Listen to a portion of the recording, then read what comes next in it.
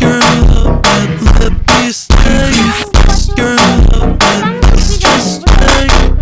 Your love won't let me stay. Your love won't just stay. Your love won't let me stay. Your love won't just stay. Your love won't let me stay. Your love won't stay sad when I talk to you. Oh, Cupid walks right through and shoots an arrow through my heart. And I sound like Gollum, but don't you feel Cam simplu. Cam simplu. 90 de Robux.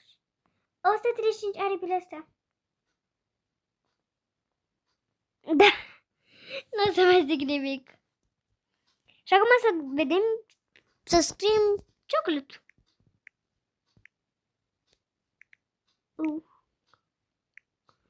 L-A-T-E.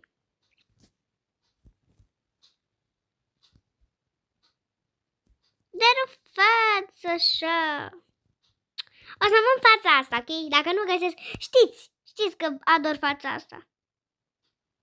Știți?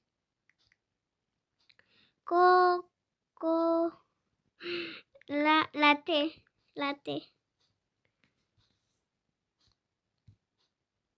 A intrat și abonata.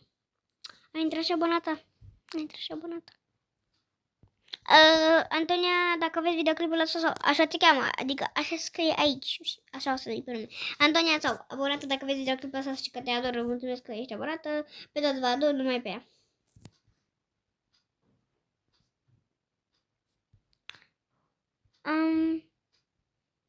Am și eu o întrebare doar. De ce nu găsesc haine, doamne? Poți să scriu de când maro. De la haine o să găsesc, vă promit. Da, pot să scriem de când maro, pentru că maro, ciocolată, v-ați prins voi. Ciocolată, maro. Ciocolată. Înțelegeți? Am și un mesaj de la WhatsApp, dar nu e nimica. Și acum a venit momentul meu. Ca de obicei, o să zic că a venit momentul meu.